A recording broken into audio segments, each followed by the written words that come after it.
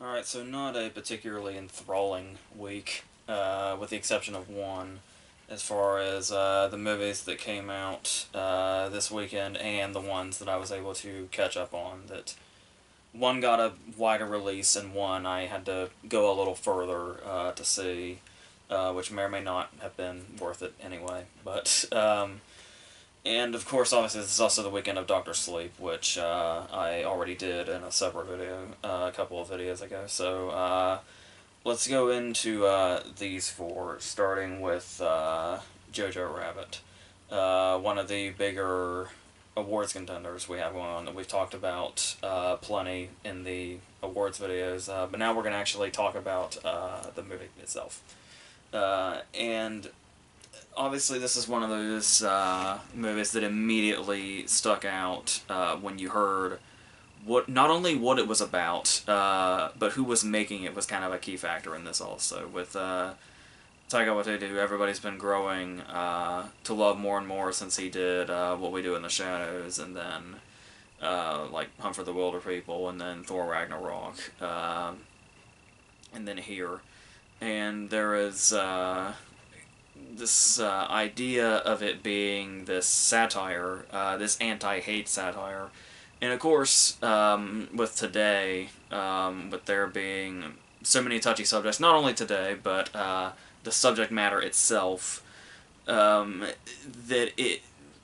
they thought that it was necessary, that they had to put that in giant letters on the poster so people would not get the wrong idea of what exactly the movie was and what it was trying to say. Because sometimes that's what you have to do to get that point across, I suppose. And you look at it, and it is the story of a wannabe Hitler Youth who's not quite getting there, who feels destined to be part of Hitler's army, while at the same time being persuaded by his imaginary friend, which happens to be a very over-the-top comedic performance by Taika Waititi as this imaginary Hitler. As this kid basically has a coming-of-age story through the events of World War II from the perspective of him being a wannabe Nazi, more or less. And you look at this and you think, this is really, there's no middle ground. This movie was destined to be one of two things. It was either going to be an enormous success, or it was going to ruin careers. there's really no other direction this was going to go. You don't, like, a movie doesn't have this kind of setup and go this far into it, like just diving headfirst into it and come out with people saying, it's a little bit of this, or it's a little bit of that. It is... I mean, there might be some people that come out of it like that, and I can kind of get that, which we'll go into, but I mean, really right up front, it's not exactly... It's, in many cases, going to be one extreme or the other. And I think with the cast and the talent involved, we can see where they all kind of knew which direction this was going to go between those two.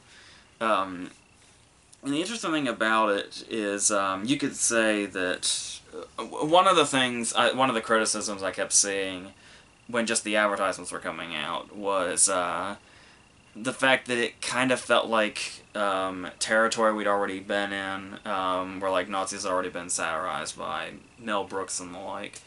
But the difference here is that it's not necessarily just a flat-out comedy. Which also is, there's so many things that could have made this movie totally fail. And the fact that it does really go all out when it's satirizing this material, but is also somehow also able to be the material straight-faced when it comes to that point. And that he found the balance somehow, which isn't necessarily that surprising if you're a fan of his filmography, and you can see some of the balance he's done in the past and how much heart is within his movies. Even Ragnarok, you can say that about. But yeah, but another problem is that people can see this as like maybe a sort of one joke idea, like something that's like surface level risky, but all in all maybe not so much. Depending on how it goes about it. Like, it could be really easy for a filmmaker to just kind of sit back and say, you know, when you really look at it and think about it, anything and everything the Nazis did on top of being, like, really horrific and, you know, this horrible stain in history, you can also just look at them and say, God, they were ridiculous, and laugh at them. And that's basically, like, you could say that's the one joke of the movie. And Watiti just kind of sat back and let that joke speak for itself. But it does feel like there is a lot more to it than that when you actually see the whole thing. And also talking about how some people could say that regardless of the seemingly risky material, it could also feel like already treaded ground is the fact that it's getting a lot of like Wes Anderson comparisons. I do feel like, particularly towards the beginning with the Hitler Youth stuff, where they're being trained, uh, loosely, I guess, trained by Sam Rockwell and Alfie Allen. There's a kind of a Moonrise Kingdom vibe to it, like Moonrise Kingdom with Nazis, basically, and a slightly more twisted sense of humor.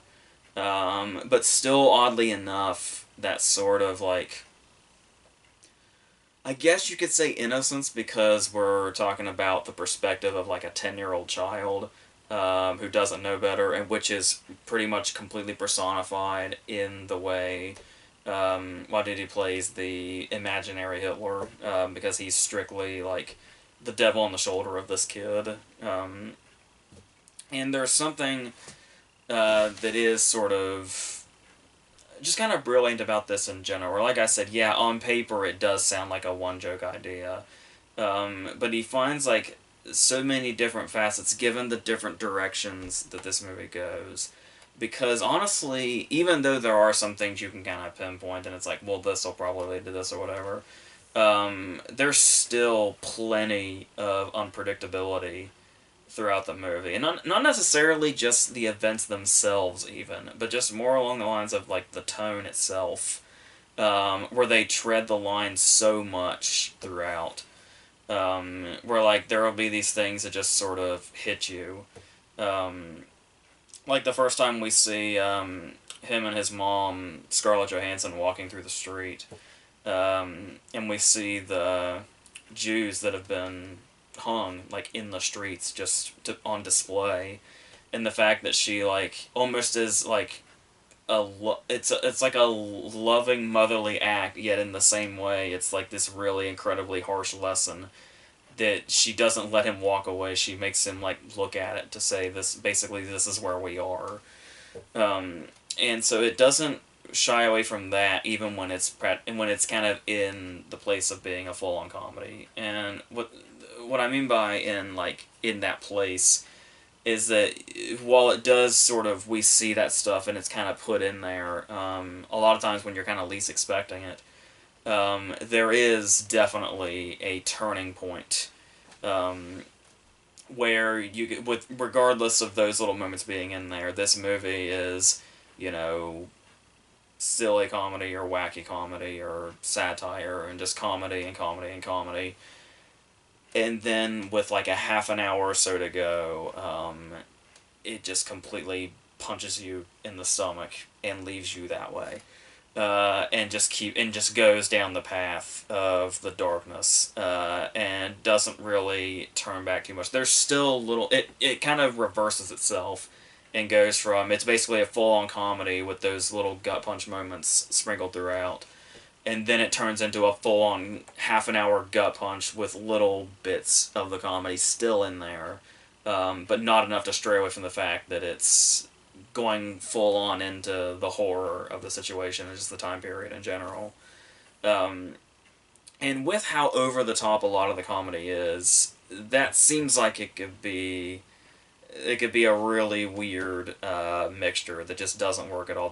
There's so many cases where this could have fallen flat on its face, and it would have been completely kind of like, if this movie fell on its face once, within this material and the way they're handling it, it would have been a point of no return. He had to perfect just about everything to make sure this movie didn't fail in one sense or the other. Um, and yeah, and like I said, there are people out there that it's definitely not working for. While a lot of us are predicting it to have plenty of Oscar success, at least as far as nominations day goes, this is by no means like universal acclaim that it's receiving. There are people that are going to be like rubbed the wrong way, I imagine. And there's people that commented before the movie came out and just based on like the trailers and stuff saying like it's just a one joke idea and it's like it's surface level satire and all that. There's a good chance if people thought that going in, there's a good chance they'll come out of the movie still feeling that way. But and I was cautious of that, despite how much I love his work up to this point, especially Hunt for the Wilder People.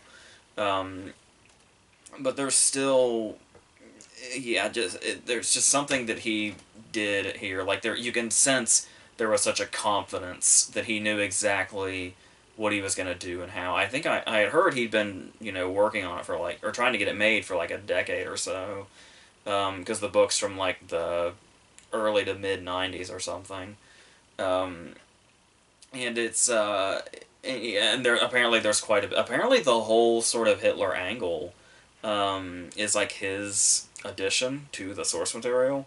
So it is like you can definitely sense how it got from coming from a source material yet still feeling so much like one of his movies and definitely something of his own. Even if you get those Wes Anderson touches that feel pretty like they're hard to ignore. But it's not necessarily like he's, it doesn't feel like he's stealing from Wes Anderson or anything like that. But there are stuff like some of the visuals, like the production design and like a lot of the choices in color. There's one particular visual involving butterflies that somehow works really well. But that's another thing also is you have this whole relationship between the kid and Thomasin McKenzie, who is a Jewish girl that Scarlett Johansson is hiding in the house. And despite the heavy material like this, it also kind of feels like when you see the two of them interacting, and the way she pretty much plays on the fact that he sees like Jewish people as these actual monsters. He's played it up this much in his head without actually having seen anything for himself that he actually believes Jewish people have like horns and like sleep upside down like bats and shit. And how much fun that she has with this, basically just fucking with him. Yet also he kind of does in return also, but there's still like an understanding. But the reason I think this works a lot is there's like a real towing the line here of this almost, like I said, even despite the surroundings, this almost gets too close to being like overly cutesy between the two of them. And that's another thing where I think like if these scenes didn't have that certain sort of quality to them because of like the way he views her, not really knowing her at the start, is stuff that like keeps it from being overly cutesy, which could have totally ruined this whole particular portion of it, which is most of the movie for a while of it. Is just the relationship between the two of them. But then we still get moments of suspense that are genuine. Like stuff that obviously will remind you of how suspenseful some of the scenes are in the Diary of Anne Frank movie from 1959, where it's like how tense everything gets when you hear the sirens and when they get closer. Scenes similar to that, but he's able to mix that with the comedy. And it's like there is a very suspenseful scene where she's very much in danger of being caught by Stephen Merchant. And despite this suspenseful setup, it's the funniest scene in the movie. Because he managed to do two things at once.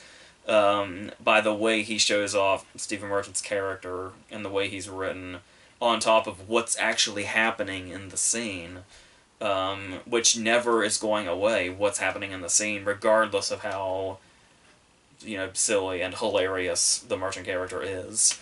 Especially when Rockwell finds his way back into this scene. And that's stuff like that just really finds the perfect balance and really makes this work. Also talking about the supporting cast with people like Rockwell, where Rockwell's an interesting case where it's like it's like such a different portrayal that we have like grown accustomed to in regards to like the Nazi portrayal, because obviously he's doing a comedic version, but the way it's comedic is how in like totally the opposite direction that it is, where it's like he's basically at a point where he just hardly gives a shit anymore.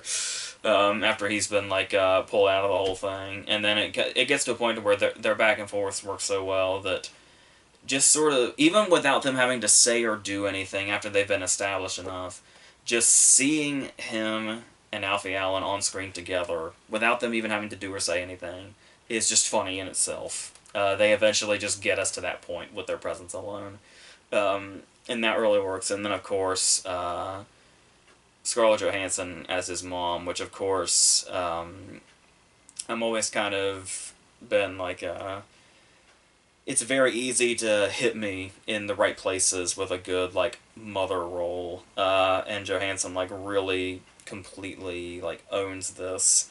Like, I think I had heard some concerns a while back where some people thought she might have come off a bit too young to play a part like this. But I don't think she could be more perfect. It might honestly be one of my favorite performances of the year, actually. Another great side character is his little friend that kind of comes up throughout the movie. That's also very funny. He's one of those characters that, like, this character would have been right at home in something like Hunt for the Wilder People. So all these different, totally different personalities, they're just kind of coming in and out of his life throughout the span of the movie. Also just enriching everything, just all the surroundings. But, yeah, talking about, though, how, really funny and heartfelt it can be, still just further sort of highlights how effective it is when it's not so seemingly happy and not so funny about itself.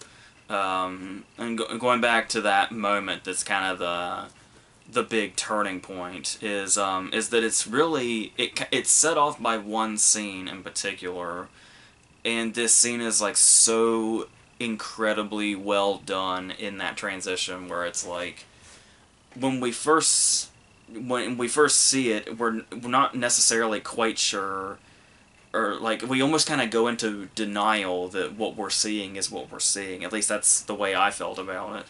And then the way the scene just kind of doesn't go away. Like in the moment when you would think the moment has come and it's presented itself, and then we kind of stay there for a moment, and then you think we're going to go to something else, but it just kind of like dissolves or cuts, and the scene is still there. And it just kind of really sets in the reality of what's happening.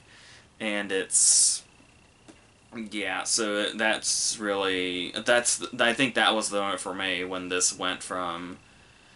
yeah, because I wasn't really that in love with this movie for like the first hour or so, but I did find it, consistently funny.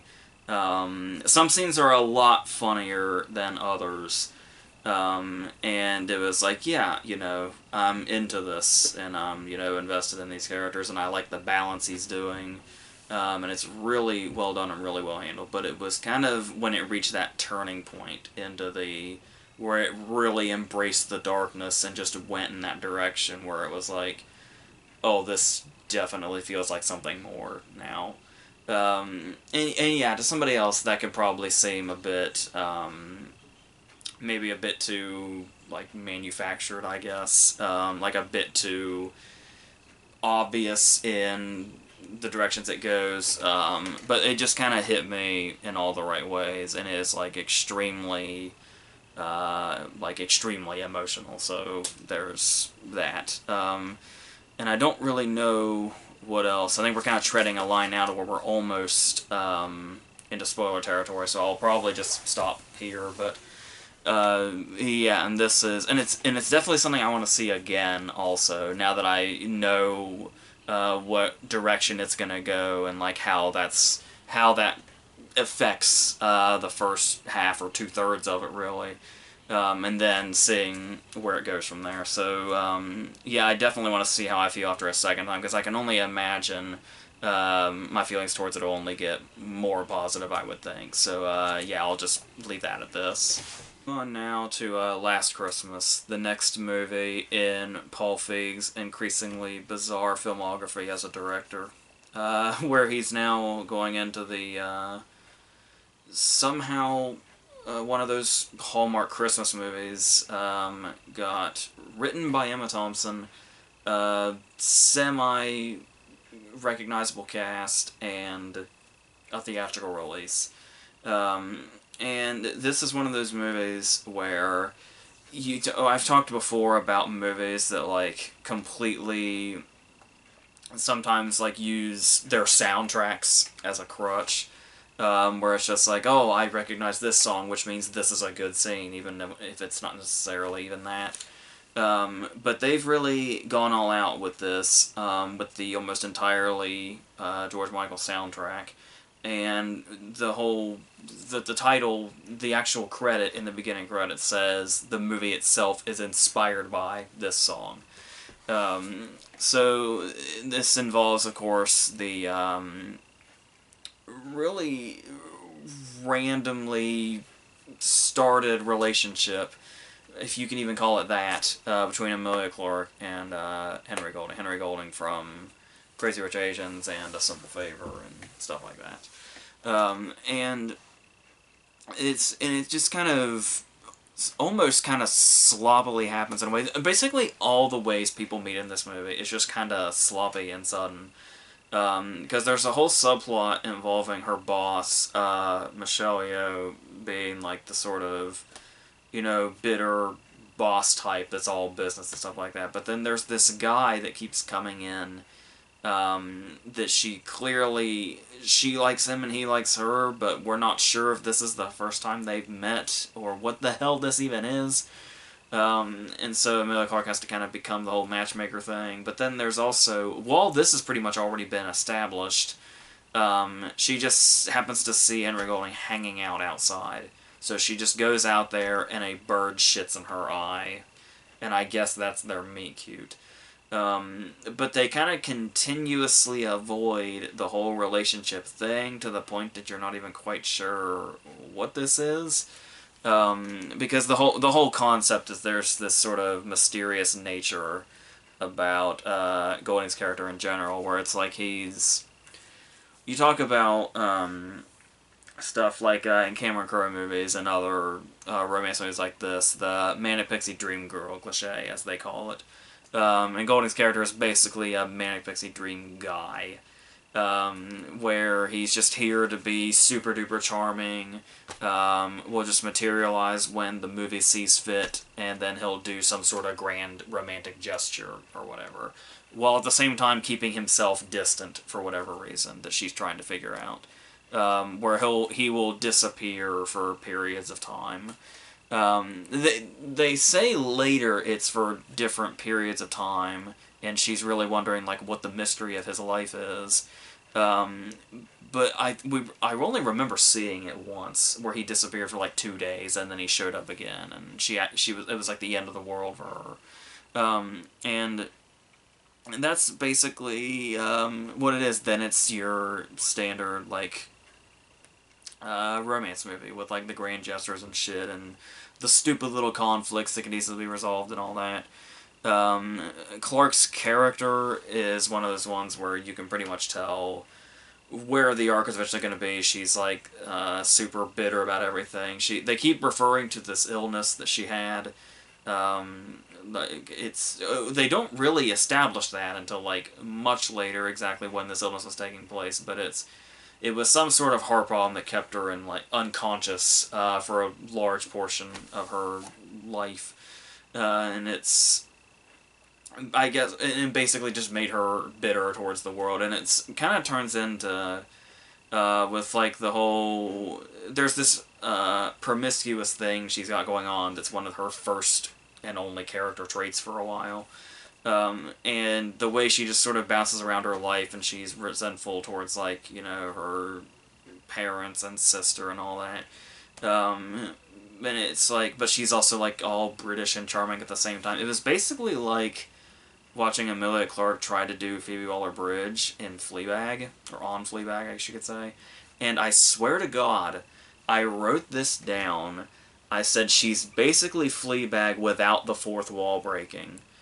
And then, honestly, with like maybe 20 minutes to go or so, she has a scene with Emma Thompson that I could have been seeing things, but I swear to God, Emma Thompson says something that makes Emilia Clarke look directly into the camera. For just one moment. And there's nothing else like that in the movie. So I literally had to cross out the without in that sense. So, yeah, there's that. And, like I said, Golding's just here to be, like, the perfect dude who's maybe a little too perfect. Another weird coincidence was, we're talking about all his quirky personality traits, and one of them is that he doesn't carry a phone. He keeps it locked up in a cabinet, so he doesn't get addicted to it. But when she asks him why he does that, the way he says he doesn't want to get addicted is, well, I just don't want to be, you know, staring at my hand all the time. And I swear to God, another coincidence, just as soon as he said that line, a person, like, 2 seats over from me in the theater pulled their phone out and checked it. And it's like, so yeah, it was kind of just a weird experience in general. And the weird experiences in the crowds don't stop, because something fucked up happened before Midway started too. But we'll get to that. But, yeah, and this is pretty much all the movie. It's like they didn't really seem to have much of an idea outside of the whole, hey, you know, we'll just set this different, we'll do a romance movie, but our difference will be we set the scenes to George Michael music. And that's about it. It's just the same shit, different soundtrack. And and I don't know exactly what the real plan here was, especially with Emma Thompson, an Oscar-winning writer, who has proven time and time again that she can definitely do this, but yeah, there's just really not a whole lot here at its center. And then it gets to a point also where it's like, even when it's getting to the romantic portions, and I can't even tell if this was maybe intentional or not, but it didn't feel like it at all, because they just glossed over it so much. But it's like, he's slowly making her a different person, and we realize that he volunteers at, like, this homeless shelter. So she goes there, and then learns that, and then later on, she's, like, just walking down the sidewalk. Walking down the sidewalk, and she sees a homeless guy laying there talking to the cops.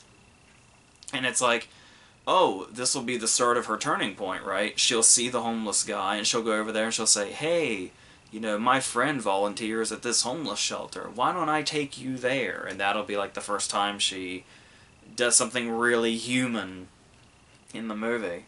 But that's not the case at all. No, the shot of her seeing a homeless guy is not a shot implying that she's going to help him.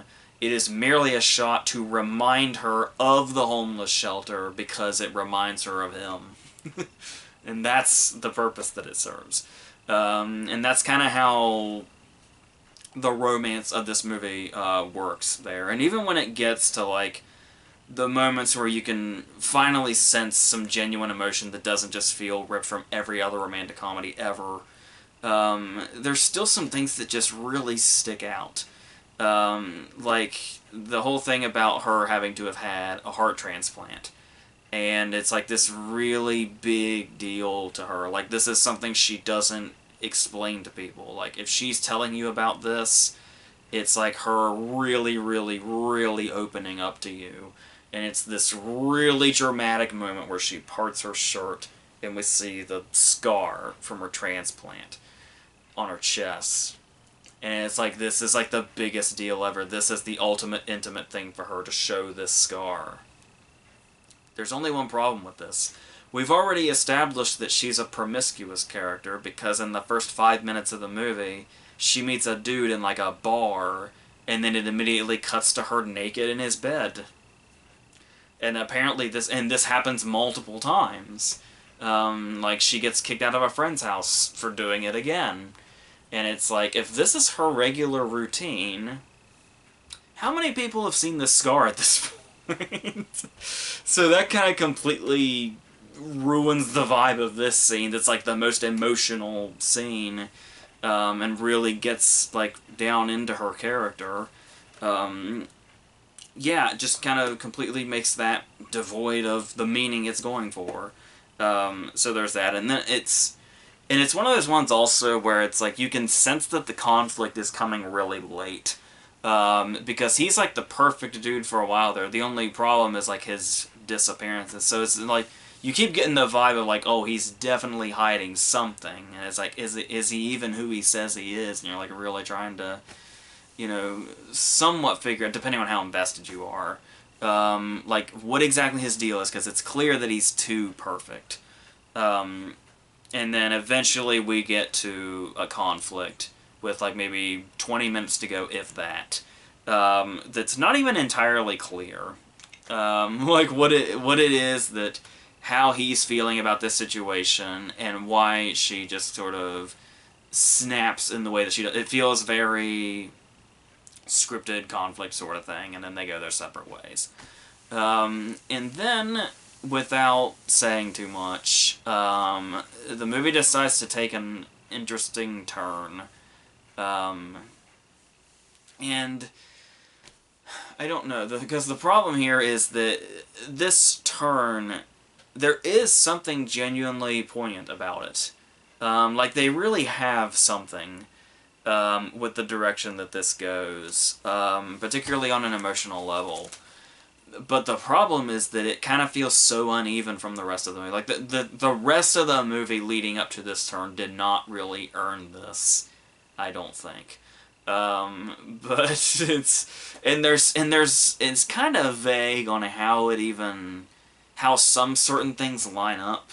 But I guess you're kind of just supposed to take it like at face value, I suppose. But I mean, I don't know. And I feel like this will be one of those endings where it might make people mistake the movie for being more powerful than it actually is at its core. But yeah, I do commend it for going in the direction that it goes, because it's not something I would have guessed, but still, it just kind of feels uneven with the rest of the movie, and like I said, unearned.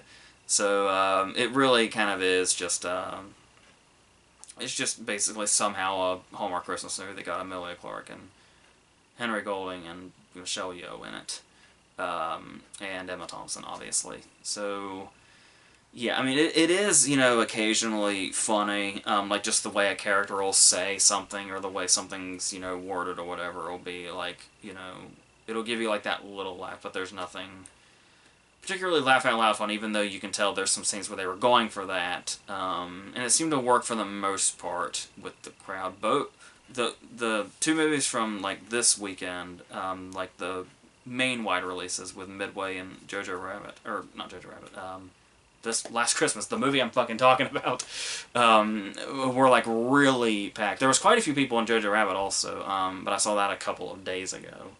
And yeah, so there is a certain reaction to this movie, but I guess I was kind of, because I'm also kind of a sucker for the whole Christmas feeling. Like, even though it's been a while since we had a Christmas movie that wasn't, shitty and throwaway, and we could really use more of the ones that kind of ended up becoming classics, because we haven't seen one of those in a while, I don't think. And I don't think this is going to be one of them, at least for somebody like me, but, so I'm always open to that kind of thing, but this just, it's a little bit there. Like, sometimes it finds that right spot, but for the most part, it's just pretty much exactly what it looks like on the surface. yeah, so with just a interesting turn that it ultimately takes. But let's go ahead and go on to Midway, which I'm not quite sure if it's officially a remake of the 1976 movie with Charlton Heston and Henry Fonda and Robert Mitchum and a bunch of other people. James Coburn, Glenn Ford. But obviously it chronicles the same events. But this one is more, like, plays out everything. Like, where the 76 movie starts, after Doolittle's raid, we see everything. Like, we see Pearl Harbor in this movie, we see Doolittle's raid, and we see the whole Midway sequence, all packed into this movie. And, of course, it's Roland Emmerich, so it's going to be one big, giant spectacle that's probably ultimately incredibly mindless and not necessarily historically accurate. I was curious at first how much I was going to be able to focus on this movie, because there was a slightly bizarre happening where, as the theater was filling up, a dude came in by himself. And it was, because I'm just kind of, like, nervous is my default setting anyway. And this dude comes in by himself and goes to, like, the third row from the front. And as he's scooting by a group of people, he pretty much announces to the theater, I'm not going to be very popular. I apologize in advance. I have no idea what that meant, because we never heard from this guy again. I didn't know if something drastic was about to happen. I didn't know if we were about to be in the fucking news or what. But it subsided enough. The nervousness this guy gave me, I was able to focus on what was on the screen by the time it actually started. Because this was even before, like, the trailers had started. Because Last Christmas ended too early. So... Now, with that out of the way, being able to focus on it, the question now is, how much focus does a movie like this really need? Because, well, there is something, a bit of a defense of Roland Emmerich that I have, which is, he is, like, regardless of the quality of his movies in general, he really, really knows how to do spectacle. Even in, like, some of his more lower tier movies. Unless you take out 10,000 BC or Independence Day Resurgence, which Independence Day Resurgence, he apparently, while doing the press for this movie, recently said that he pretty much regrets making it. It's like, just as pretty much anybody would. But for the most part, he really does have a grip on that. Despite the fact that, you know, we have the big dramatic opening that says, like, you know, these real events and these, you know, real everything. We know that there's probably not going to be a significant amount of historical accuracy in it, and if you go into a Roland Emmerich movie expecting that, I'm really sorry that you're a fucking moron. You're almost as moronic as the movie itself if you go into a Roland Emmerich movie thinking you're going to get some sort of historical accuracy, or some sort of history lesson. But with that aside, as far as the immersion factor goes in these battle sequences, yeah, a lot of people have been complaining that it looks too animated, it looks like a video game or whatever. But I was surprised by how sold I was on these battle scenes. The sound in particular is really great. And then there are, like, these real, like, you know, harrowing moments in the middle of, even though it's more or less bloodless, you do have moments where, like, during the Pearl Harbor sequence, where one of the younger sailors is trying to get from one, like, place to another through a rope, and it's him and, like, a group of guys, and when one plane flies over firing, you just kind of see the guys around him start to get picked off of it. And there's some really intense shit, in these sequences, like actual individual moments. And it doesn't always just feel like, you know, constant pandemonium for the sake of it. There are those moments, individual moments in there, that do make it work and kind of add in that immersion factor and, like, the genuine, you know, fear in the characters, while this is happening. But, like I said, if you want anything past that spectacle, you know, good luck. But I like to think that most people have, like, they've seen enough about this movie and the people behind it that surely people don't go into this movie expecting too much of anything else. Because we do have, like, you know, a really great cast that looks good showing off on the poster, like Woody Harrelson, Dennis Quaid, you know, Aaron Eckhart, um, Ed Skrein, who played Francis in Deadpool, is like basically our main hero character, who is occasionally worried about by his wife off to the side, who is Mandy Moore, and that's sort of, and just immediately with this setup, where we get the whole Mandy Moore thing, and then his character's built up to be, you know, this, you know, hotshot cowboy. I think they actually call him at one point. You get a sense of the character types we're gonna get, and it's gonna be a bunch of cliche bullshit that hardly matters. Despite the fact that Ryan's character is a real person, unlike the Charlton Heston character in the original movie.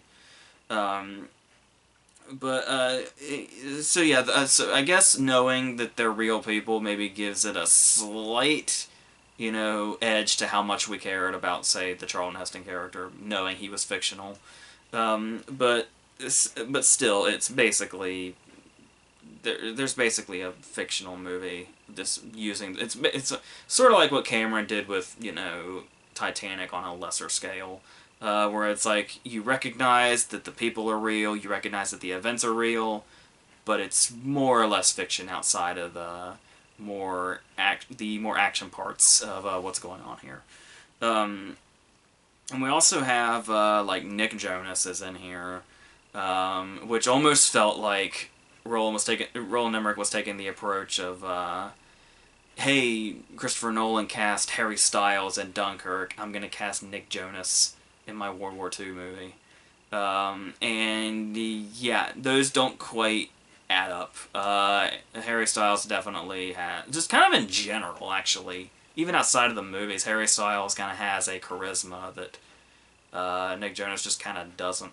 And you can tell here. But there are moments for some of the particular characters, like much like the more, you know, prestigious actors in the '76 movie. The bigger names in this one are like barely there. Like how Robert Mitchum shot his scenes in the original movie in one day, and now his character's being picked up here by Dennis Quaid, who gets more to do, but he's also pretty much barely there. Woody Harrelson feels like he's barely there. Aaron Eckhart plays Doolittle, and the interesting thing that they do with this is that with it being such a crucial moment in the story itself, and him being such a crucial, not just character, but person, it's weird how much of the Doolittle scenes feel like, there's moments feel like there's chunks missing. Like when it comes to the raid, it's like we see the before and the after of it, and then we just hear about it the rest of the way. And then when it comes to them, like, exiting the raid and where they end up, it's like suddenly it just cuts to the next day, and he's, like, being held at gunpoint with a bunch of his other guys. And it's like, it feels like there's so much missing in that whole thing. Like, there was supposed to be a shitload more of, like, the Doolittle scenes, and there was almost like you could have made an entire second half of the movie around it. Yet it just feels like it's incompletely put in here because there's so much focus on so many other things. But with that said, there's also some stuff missing that'll probably, like, really rub people the wrong way. Like, the whole idea about, like, the whole thing with the black soldiers, being segregated, and we saw, like, even Michael Bay did something with that. And Emmerich has just sort of taken it out entirely. So however you feel about that, and that's what I'm talking about, where it's like, it just kind of feels like there's, not only is there, are you worried about just kind of the historical accuracy, but it's like the stuff that he sacrificed in general, like, all out, to make this as much of an action movie as possible. Even if I think the action scenes are pretty well done, regardless of any obvious CGI, there's particularly like the scene I was talking about with the rope. As effective as it was, there is a lot of obviously CGI fire hanging out there. But the backgrounds kind of work for me. I've mentioned this with a number of movies. There are recent where they're set in like wartime, but like there's obvious green screen during the flight sequences and battle sequences and all that, because it almost kind of has like a classic feel to it. Where when you watch war movies from like the 40s, and obviously the green screen or blue screen or whatever the hell it was at the time is obvious. It kind of just feels like that, only it's in a movie released today. Like it kind of keeps up that classic vibe. Now the fact that that may not be the intention is probably a setback, but that's how I feel when I see stuff like that. So it doesn't bother me too much. And fake CGI is usually something that is very annoying. But with movies like this, I kind of just like it just doesn't bother me as much for some reason. And yeah, as far as the act scenes themselves, and if there's any suspense in them whatsoever, with so many characters we only care about, like they have like fleeting moments of like character in general, but for the most part it just bounces around. Like even Nick Jonas's last scene, there's a little something to that, but for the most part it's just characters that are here to do this shit and not much else. And it's like we'll just slap on a real person's name, and voila, you are that person, but you're more or less just sort of a cog in these battle scenes. But that's not to say that they don't have some genuine suspenseful moments. There's the whole thing where Scrine's character has to not once but twice get close enough to a ship to be able to drop a bomb on it and blow it up without being fatally shot at and being engulfed by the explosion he's just caused. And stuff like that, works on a suspense level. Honestly, really, quite honestly, the movie was a lot less boring in places than I thought it would be. Like, it's really kind of rarely boring, but when it is, it's in the places you expect it to be. But interestingly enough, though, I am one of those people where if the battle scenes get too extensive, that can get really, grating and repetitive and all that. But I didn't really feel that way about the battle scenes in this. I felt like they were well done enough.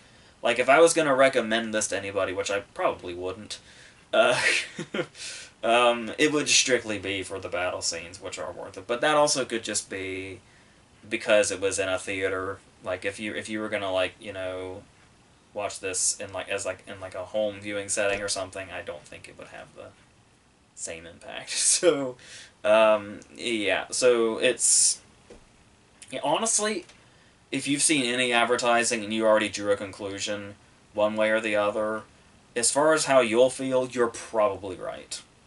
So it's pretty much exactly what you expect it to be. It's pretty much exactly what I expect it to be, which I think is why I don't hate it or anything. And how I'm actually kind of genuinely surprised that the battle sequences in particular didn't feel too overbloated or boring. And were actually, exciting in some cases. And yeah, there is an occasional emotional moment here or there, like especially towards the beginning, when Scrine is looking for a particular person after Pearl Harbor, and the conclusion he ultimately comes to. And probably one of the more brutal scenes of the movie. So it's pretty much exactly what you expect it to be, especially coming from Roland Emmerich. So if you expected more than what's in this movie, I mean, Emmerich should probably try harder, but at the same time, it's also kind of on you too, because his name is so synonymous with this material at this point. So yeah. So let's finish on Motherless Brooklyn. I will say this is one of those movies where, despite being about 2 hours and 20 minutes, and being a period piece and being a passion project that's like 20 years in the making, I pretty much have more to say about Norton himself and his drive to get this movie made than I do about the movie itself. So, so like we were saying, it was a passion project of Norton's. I feel like we've been hearing about him wanting to make this forever. It's been on certain IMDb pages for certain actors forever. And then there was the whole thing about like a firefighter or somebody got killed during the making of it. And it almost kind of just seemed like it was one of those cases where it was like one of Scorsese's recent movies. You keep hearing about it, but you're never quite sure if it's going to happen or not. I almost feel like it's not a coincidence that this and The Irishman are coming out in the same year, in the same month even. But yeah, and it is taken from this novel that I believe takes place, I think it came out in the 90s and it takes place in the 80s. So modern by comparison of the movie adaptation. And it's this sort of noir thing that Norton thought would fit best in a 1950s sort of setting. Where you can play with, the politics of that era and the whole how, the way the rich and powerful were taking over, all that stuff, like the land and all that. And to my understanding, despite the fact that Norton kept building up how much he loved the book and all that, and how he really saw something in it, to my understanding, because I haven't read it or anything, or know much about it at all, but from what little I've seen, he pretty much strayed entirely from the source material, like to the point that it's hardly even the same plot. And so when you think about this being like a big passion project of his, and you look at it and you hear the way he talks about the movie and the hundreds of thousands of interviews he's done in the last week to promote it, because he wants it out there that much, and it's definitely commendable that he's that devoted to this movie that he created, before it was even in production to now that it's been made. He's just like been really busting his ass to bring this movie into existence because he's that passionate about it. But when you hear him talk about it, and then when you're watching the movie itself, it's like, I think it was less the story and the whole project that was what he was so passionate about, and he was just more passionate about this character, like, just the character. Because it kind of falls under that whole thing, and I think he even alluded to this in a couple of those interviews, where it's that whole thing where when actors want to play like a certain role, or they're not getting the roles that they want to get or want to be offered, their best bet is to just write it themselves and cast themselves. And that's basically how the only way Norton was going to be able to play this character he so desperately wanted to play, that he read in this book. And yeah, you can kind of see from from he as an actor's standpoint, why this role seems to have so much to offer, where he's like this very unlikely detective, that's actually amazing at his job because of his ailments, where he's got both Tourette's and OCD, and it is one of those cases where particularly the Tourette's portion, he's sort of taken a gamble with this performance by going all in, where it's like, regardless of how this turned out and regardless of the reception, you were always going to be able to commend him for going all in. And he acknowledges, obviously, that it's kind of in that same vein of, Rain Man and Forrest Gump and Sling Blade, where it's like, even though the characters have these certain problems, that there's something comedic about them with the way they interact with people and the way people interact with them, and them on top of their surroundings. And he was open to that. And it was a case of, it was pretty much a preparation to make sure the audience was laughing with him as opposed to at him in regards to this performance. Which, as far as I've seen, he seems to have accomplished. Which is great. And I think it's more so, when I was watching it, I felt less like I really got to understand him as a character, like watching him and seeing him, act out his certain elements, but it was also I think the thing that kind of made it more getting inside his character and understand where he was coming from was the fact that he is narrating, which not only helps the whole noir vibe because you always have the detective or the private eye or whatever usually narrating the story as they went, but the way he describes how these things affect him and the way his mind works. Just kind of, it might seem like a sort of spoon feeding thing, but like even in the wording of it, makes everything come together and make sense to the viewer. So that works. And the fact that he also said that he saw the whole thing as like an underdog story, because obviously everybody underestimates this guy because he's just kind of the weird shouting under love people. Like Bobby Cannavale throughout the movie calls him Freak Show the whole time. And the fact that he's pretty much the best at what he does, but nobody really realizes that because they just see him as one thing. But the way he uses those things to his advantage to be able to do this job, and how he kind of is able to get ahead of the game, ahead of everybody else, even in spite of this, and falling into like this sort of Chinatown like plot, where it's like it's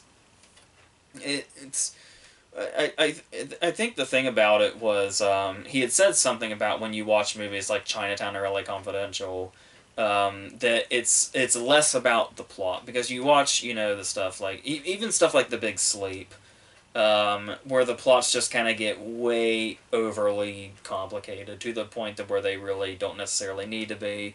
And at some point, the plot itself is probably going to lose you because it eventually gets so ludicrous and there's so many, turns in it.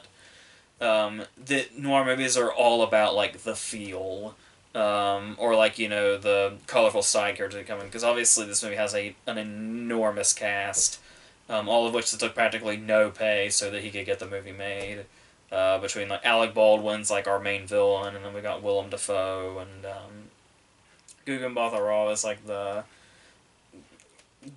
woman that comes into his life, but isn't necessarily just like the love interest type. Like she does have like this whole other thing going on. The way she plays it feels like it's a lot more layered than it could have just been on paper. Bobby Cannavale, we mentioned Ethan Suplee. You'll notice a lot of people that he's worked with before. So you can kind of see you can kind of see that it's like the culmination of his whole career. This movie, regardless of how it was going to turn out. Bruce Willis, of course, sets the whole plot off. And yeah, hearing him talk like I really wish I liked this movie more than I did. It's not necessarily that I don't. It's not necessarily that I dislike it. It's just that I couldn't, it didn't really grab me, and I was really into that, especially, I feel like I would be a lot less into this movie had I not listened to a lot of his interviews talking about it and building it up and seeing his passion in it and seeing where it was he was coming from. Because there's a lot of movies that I watch that just come off very bland, and it's like you watch it, and it's like, the story's bland, and the way it looks is bland. There's nothing creative in regards to, like, the filmmaking. Vibes I got from this movie. And I watched movies like that in the past and think, who was passionate enough? Because you have to be passionate as fuck to get a movie made, even a shitty one. Because you got to go through you've got to get it written, which in itself is a whole task where you've got to, even if you're half-assing it, it's still a task.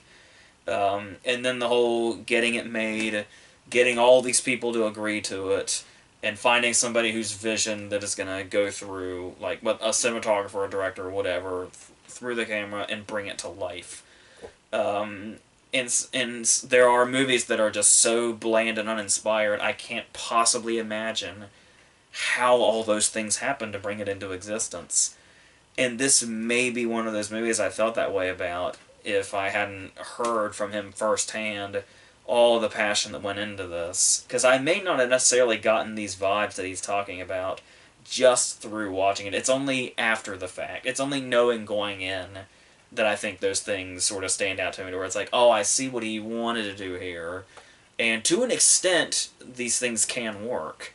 There are times where you can tell he's accomplishing what he wanted to do. But then I think after a while it eventually just comes down to the whole subjective thing where, like, for me, it just kind of didn't really grab me. I didn't really find anything particularly engrossing about it. Um, it's almost like the most interesting thing about it is how much passion he had in making it, as opposed to the movie itself. But it does seem to be working, for quite a bit of people, especially for people that probably, like, just, really go in for the whole noir thing, that love movies like Chinatown, LA Confidential, and stuff like that. Um, so yeah, I can definitely see where he's coming from and where the people that take to it are coming from. But it's like, if like, I understand where he's coming from with the approach of the plot may not necessarily always matter and stuff like this, if the style sticks out enough and kind of creates its own thing, which becomes basically the heart of what you're watching. But yeah, I didn't really feel that either. The production design and all that stuff just kind of feels very basic and kind of bland. So that's so yeah. And then after a while, there's stuff that just sort of feels almost like it almost feels like bare bones, to the point that some scenes feel like an oddly put together play. Like the scene that otherwise would really work, where his OCD is coming through, and he's trying to do the whole, noir detective thing where he lights the match for the woman that approaches him. But the difference is, it's like, if it's the sound that the match makes isn't right, he has to keep blowing it out and doing it over again, trying to be smooth, and the girl just eventually gets sick of his shit and walks away. But the way this scene starts is this girl just kind of walks up as if she's saying, like, hey, this is my scene, and my purpose is to do this little match routine, and then she just vanishes again. And it just feels very, like I said, just kind of unnatural in general. And, like, it was set up to, there's certain scenes in here that kind of work individually, but they're, like, so set up that they don't flow from one to the other in the full product. They just kind of stick out as their own thing, and sometimes they'll work and sometimes they won't. And top this off with a really intrusive score throughout it too. A very overbearing score that really takes over in scenes that when it could really just settle the fuck down. And yeah, there's not much else to really say. The performances are good, obviously, from this cast. What else are you gonna get? Willem Dafoe continues his really great year. Alec Baldwin has some really great moments. Even if he's playing, the sort of stereotypical, like, villain of this sort of era and this ilk, still he just has ways of saying, like, just even one line where it, like, really sticks out in this really powerful way. And like I said, I appreciate what they do with Gugu Mbatha-Raw's character, where she's not necessarily just, the love interest. So there is that. Where he chose an actress that's interesting enough. Like, she's an actress that, like, we saw for a while there, like, kind of in the 2015-2016 area, but then I kind of felt like we didn't see her much, but, yeah, after that. But she's definitely worth giving more parts to, so, because she can elevate, stuff like this, so, yeah.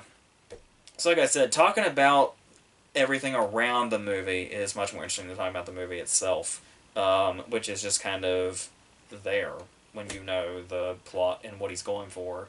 It's just a matter of whether that comes through or not, and most of the time, I get it, but it just didn't do anything for me, like, at all. So, yeah. So I guess that's what this week was. Like I said, very sort of uneventful, like, lackluster week. Nothing to get too incredibly passionate about, except maybe Jojo Rabbit, if that's your thing. It's very much mine. So, next week, I think, is Ford vs. Ferrari and Charlie's Angels. And I could possibly see Parasite, I hope. I'm going to try as hard as I can to get there. So, and I think The Good Liar is in there also. So, we'll see what happens. And yeah, so we should have, like, a major awards contender in, like, for, like, each of the next couple or few weeks or so. So that'll be really exciting. So yeah, we'll see where that ends up throughout this month, and we'll go into the more, like, I've still got to do the Dario Argento verses, and then there's going to be one right after that, so keeping going in the regular routine now. So until all that stuff, I think that's it.